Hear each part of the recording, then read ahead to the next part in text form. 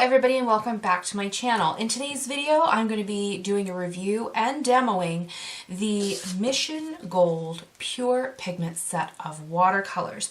So this is that set of 24, it says 24 but it's actually 26 colors because you get a 7 milliliter tube of black and white, and it's their Pure Pigment set. So I'm going to be doing a full review on this. It's going to be a deeper dive, much more comprehensive. If you are interested in seeing the paint swatches in real time, I do have an unboxing video on the channel as well as a swatch with me video on the channel where you can see me swatch these colors out, this exact chart, in live real time, because I know some people find that very helpful, especially when you're choosing paint that you can't look at in a store, you're buying online.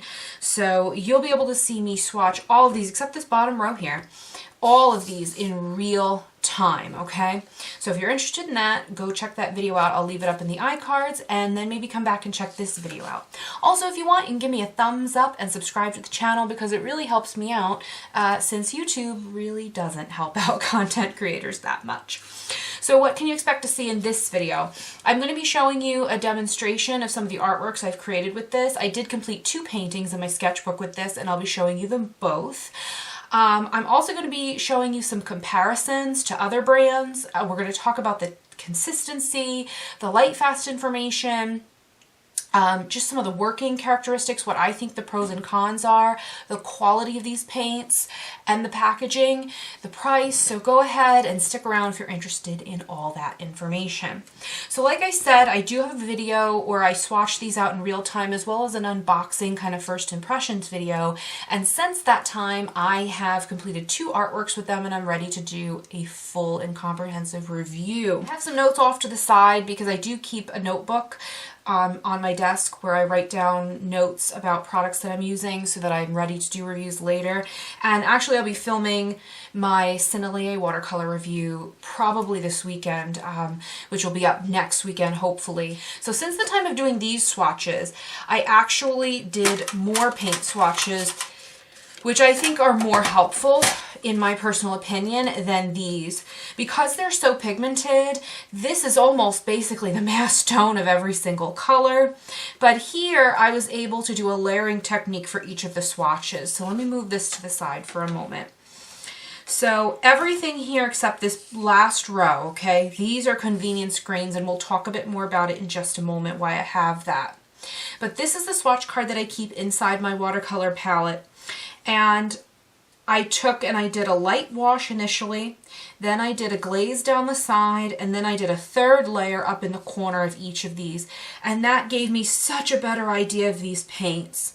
You can see, as particularly like this one they're calling cerulean blue. It's honestly not cerulean blue at all, it's phthalo blue. And you can see what a difference that information really is, particularly for these blues and these greens here as well. Now the reason that I have some convenience greens down here is because in this Pure Pigment set there wasn't any sap green, there wasn't any hooker's green, and what I ended up doing was mixing some of my own convenience greens, but I still found that they were just too vibrant. They didn't look natural. This is Nicole's Sap Green and Nicole's Sap Green Dark. They're made up colors. I just made them up. So don't try and order them because they don't exist. But you can see these colors here are much more earthy and natural. I decided to go ahead and add M grams Sap Green and M grams Hooker's Green to this set because one of the drawbacks to this paint is that they are so glowing, candy-like colors. They are so vibrant, and I love that, but it was very, very difficult for me to mix natural earthy greens. I remember saying in my first impression video, some people had said that they were a little too unnatural for landscapes. And my response to that was, well, it's easier to make a clean color dirty than a dirty color clean again. You can never do that, right? And so I kind of thought that comment was wrong. However, after working with these paints, I think it is going to be so incredibly difficult for you to mix natural looking greens that if you're a landscape painter, these really might not be your paint. So I have to agree with some of those comments. I'm not saying it can't be done. As you can see, these greens here that I mixed, they're still, I mean, they're somewhat earthy, but And for the demonstrations, I only used these colors. I added the M Grams sap and hooker's green in after I was done with the paintings for the demonstration because I only wanted to use these so it would be very fair. But a lot of the greens that I was mixing, especially that green gold PY150, it's so glowing and unnatural that every mix I made myself ended up too warm, a little bit like the foliage had gone by actually, and just so glowing and unnatural. However, they're great paints for illustrators, if you like to paint glass especially, I can imagine. I think floral artists will like these, but for me personally, I had to go ahead and add in my convenience mixtures. So the first thing that I wanted to show you, when you get this, the packaging is absolutely gorgeous. It's beautiful. It's gold and navy blue, very upscale. You get this kind of, it's basically a hair tie. I think it's a hair tie. Be careful with this because I actually snapped this on myself a few times and got hurt. But that's nothing against the company. So when you open it up, you get some information, some booklets. In case you didn't see my first impressions video, I did want to go over this information briefly one more time. Some information about the paints, and then kind of like a dust cover and the tubes themselves. So right now on Amazon, these are priced for around $60, which is absolutely insane. If you were to buy these tubes individually, you'd be spending close to $400 by my estimation, and that's with sale prices. Now, at one time they were available on dickblick.com. They're not anymore, it seems like. It looks like Dick Blick got rid of them. Jerry still has some of these open stock, but they're still more expensive than Amazon. And you can definitely buy them on Amazon, but if you needed more than a few colors you were running low on, I would probably suggest you almost buy the whole set again because it might be more cost effective that way in a lot of cases. So this set right now on Amazon is going to run you around $60, which is absolutely insane for 24 15 milliliter tubes of pure pigment, high quality artist watercolor. It's insane. It's unheard of. I decided to give them a try, and I honestly wasn't expecting much for the price point. I thought they'd be more like student grade, but that I could still use them for sketchbooks. No. Please do not think these are student grade. They're not. They are some of the most vibrant, most saturated, most pigmented paints I have ever tried in all my life. And you guys know, if you watch any of my reviews, I don't give glowing reviews on almost anything. I'm not sponsored, I'm not affiliated, never have been, and I pay for these paints with my own money. YouTube is my job. YouTube is my hobby. It is not my job, so I'm free to say what I like. You also get 2 smaller tubes of the 7 milliliters in Chinese white and ivory black. The tube quality is really good. As I was going through, I didn't have any broken tubes, any broken caps. I'm actually really impressed with the cap quality of these. They're really solid, good caps. I had issues with M Grams caps. In fact, to the point where I had to contact the company, and they were honestly a little rude to me about it. It wasn't that easy to get the caps, and they only gave me like 2 or 3. And from that time years ago when I bought my M Gram paint, I've had almost every cap break on me. I've had issues with caps is what I'm saying, and so that's something I look for. Very sturdy. The tubes are also well made. I haven't had any of them burst. If you listen, Winsor & Newton, sometimes their tubes, like, you just look at them wrong and they break. These haven't. So I'm really impressed with the quality. They didn't seem to cheap out on anything here. So really quickly, I did want to go over a breakdown of what you get in here value-wise. So for the 15 milliliter tubes, not including the 2 7 milliliter tubes of black and white, sales tax or shipping, but just a breakdown of the list price and the sale price for what you'd pay individually for these tubes. I got 3 Series A colors, 7 Series B colors, 4 Series C colors, 6 Series D colors, that's kind of expensive, and 4 of the Series E colors. List price for everything I got total would be $557.90. sale price, because we never pay list price at any of our art stores, I estimated around $386.67. So the value is absolutely there.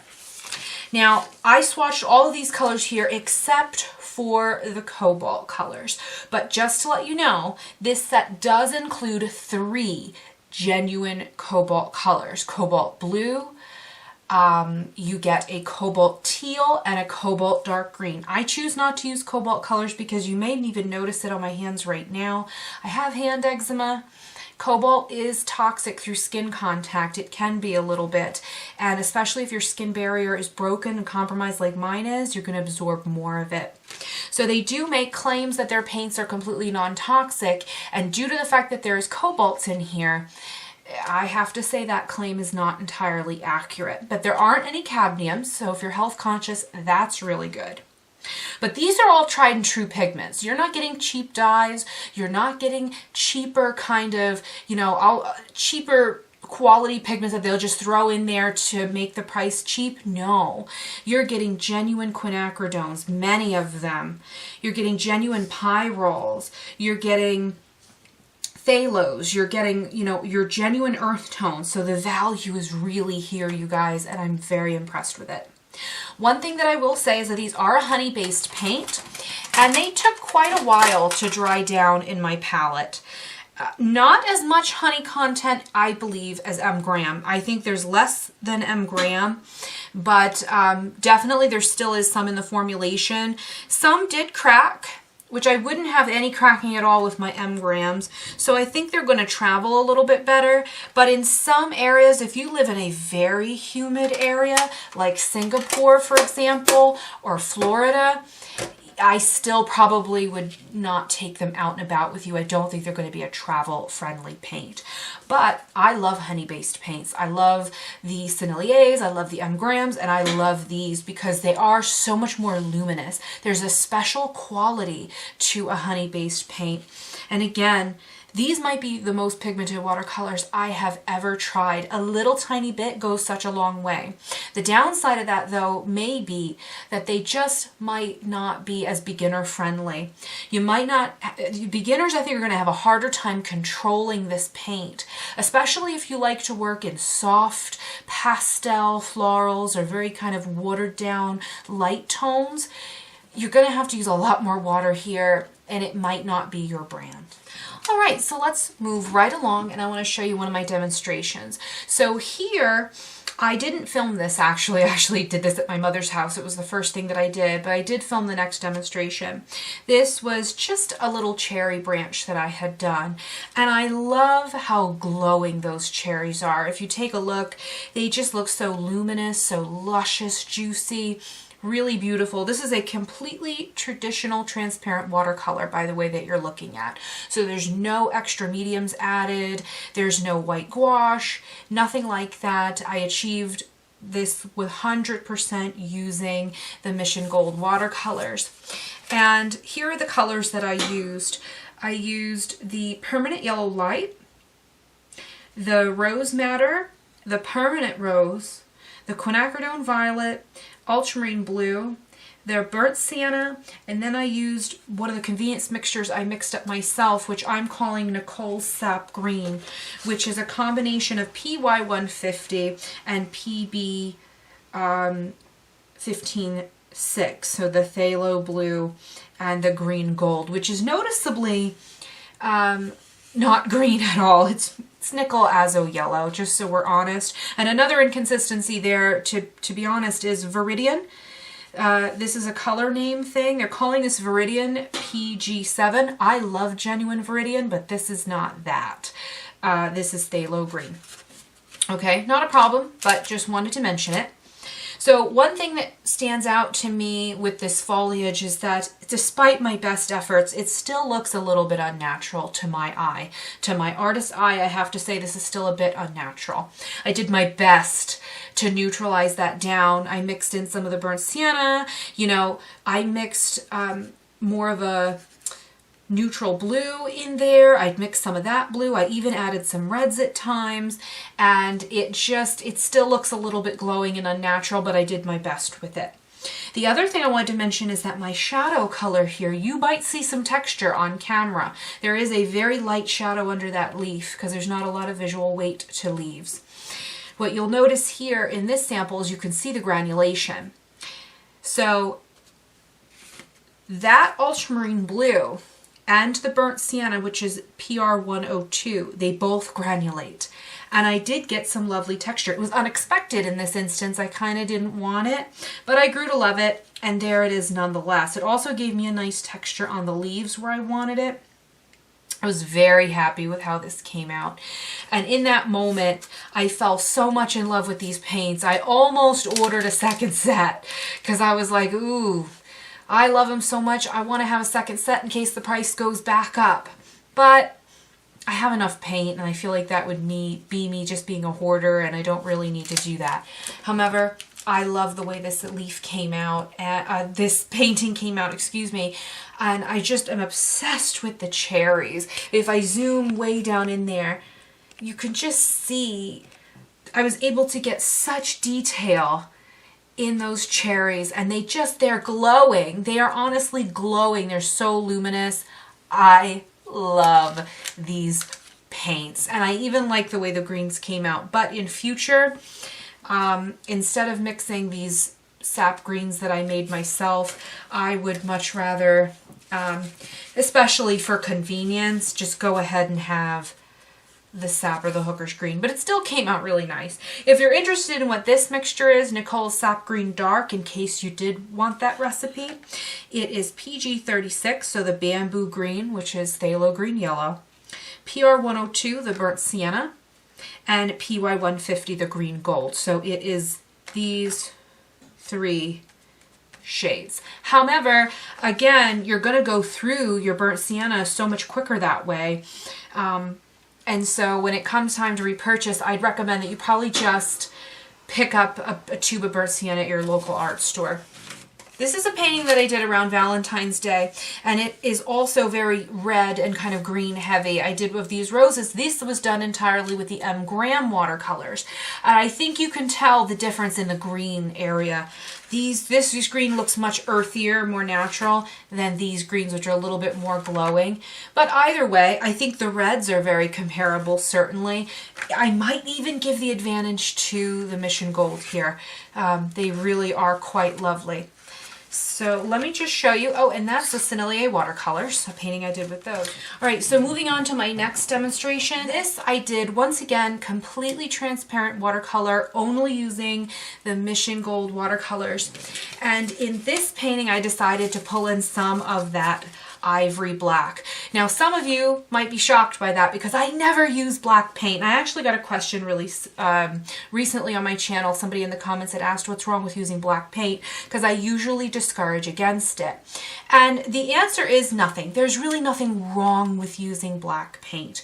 But in general, I do think it lends a more amateur look to your work. The idea of not using black in your painting started with the Impressionist painters. You know, old masters like Monet, for example, believed that black deadened your colors. And in general, I do agree with that. I think that being that black is the absence of all light and colors are shades of light, by adding the absence of all light to your colors, you do deaden them a bit, and I prefer to mix my own chromatic blacks. However, there's no rules in art, and if you're getting results you like using black paint, use black paint. Here, I actually did, and I wanted to play around with it. So the colors I used here was I went ahead and I used that green gold again, my Nicole Sap Green Dark mixture, because it just happened to be just perfect for this little emerald gem. The Viridian, which is in truth phthalo green, and the Bamboo Green, which is phthalo green yellow shade. And I used that black to mix some of my darks, and I found that these colors were so rich and saturated that I don't feel like I got a dead look at all. You know, it could handle it a little bit. And I love the way these gems came out. Okay, so at this point, I want to go ahead and talk about the few cons to this paint, because no paint is perfect and there are some negatives. So let's talk about them. The first con that I noticed with these paints is that, and it might not be a con for you, they do have a low flow. What does that mean? That means when you work wet into wet, you'll notice the paint won't move all that much. They have a very low dispersion rate. They will move and they will blend, but they're not going to be the most flowy and the most active wet into wet. If you think about it as a spectrum, you know, if you've saw the Core, if you have any experience with like Core by Golden's watercolors, they have crazy flow. These would be on the opposite end of the spectrum. They don't have any oxgall added or any synthetic flow aid added, so they don't move insane amounts. However, I think that could be an advantage to beginners, especially if you're struggling with the paint not staying where you put it and you feel out of control with your medium. You might enjoy that. Alternatively, I've experimented some. To get this to flow more, you can add a synthetic oxgall. This is the one by Core, and I found less was more with this. I think just about 2 drops in your rinse water was just more than enough, and it definitely improved the flow quite a bit. But you won't always want that. So depending on your preferences and what kind of work you like to do, this could be an advantage or a disadvantage, but it's a characteristic of the paint and something that I wanted to mention. The other con that I think is that, again, this is personal preference, whether it's an advantage or a disadvantage, but they are so highly pigmented that you might feel like you just tap your brush in and you have way more paint than what you wanted. I was able to shear these down. Usually I used my black velvet watercolor brushes by Princeton or a squirrel brush because those hold a lot of water, and I was able to start with these really pale washes and build and build and build until I was happy. But if you're a beginner or somebody less experienced in watercolor, you may struggle, you know, more so than you would with, like, say, Sennelier or Winsor & Newton. Sennelier or Winsor & Newton's, excuse me. The other thing is that because they're a honey-based paint, I don't think they're travel friendly. In some climates, you can probably get away with it, but if you're in a very humid climate, you might not. Overall, these paints blended and performed very nicely. I fell in love with these paints. They have different working characteristics than some of my other paints because of the low dispersion rate, but they're still excellent, excellent paints, and I actually found that to be an advantage in instances where I didn't want the paint to move so much, particularly in realism. You know, a lot of times when you're working on that little cherry or you're working in a specific area, you might not want the paint to move so far outside that boundary. And there are other ways around that, of course, but here I found that I liked the immediacy of that, getting that result really quickly. The Rose Madder, which is PR176, it's rated a lightfast of 4 out of 5 stars. I don't trust that. I am currently conducting a lightfast test on these. They've already been in the window for quite some time, and I will update in the future. I do have a lightfast testing series on the channel that's coming this year, and we'll take a closer look at that. But PR176, watch out for dilutions and lighter tints. You may have wondered why in this cherry demonstration I chose to use that pigment and also Quin Rose, being that they're both so similar. That's because in mass tone I trust this pigment, but in those lighter airy dilutions that you see, I used Quin Rose because that's PV19 and I know that's going to last. So that might influence your choices if light fastness matters. However, most of these paints I found to be very, very light fast. The pigments, you know, the pigments that they're using I trust, but we'll of course follow up on that. And I think that pretty much wraps up today's video. So I want to thank you guys so much for watching. If you did watch all the way through to the end, thank you guys so much for that. I hope you found it informative and enjoyable. I definitely recommend these paints. I don't think you can go wrong. Even if you were a beginner, you know, you might have trouble controlling the pigmentation at first, but it will get you used to an artist grade paint, and then you can start out like a wonderful way to build your collection. You'd have all these colors, including 3 genuine cobalts. I'm sorry I didn't swatch them, but I do have active eczema on my hands and I really didn't want to have contact with the cobalt. That's my personal choice, but it's not everybody's. I understand that. But again, you're getting a lot of value here. I mean, where in the world for $60 could you buy even 3 15 milliliter tubes of genuine cobalt paint? It's like you're buying the 3 tubes of the cobalts and then you're getting everything else free. I mean, that's incredible. And I think this is a company that seems to take a lot of pride in what they do. I think they care a lot about their paint quality. It seems that way to me. They did not cheap out on any part of this, not the packaging, not the tube quality, the pigment quality. I mean, it really is there, you guys, and I highly, highly recommend them. And then as you use up your collection, if you wanted, you know, maybe when you use up in a very long time, you use up this Pyrrole Red, go and buy yourself a tube of Winsor Red, you know, at your local Michael's or something with a coupon, if you could, or use up your Quin Rose or whatever. You can build your collection that way, and what a wonderful start. I mean, I know $60 for some people is a lot of money. It is a splurge, but I think it's worth it for you. I really do think the value's there, and you can really be proud of this purchase.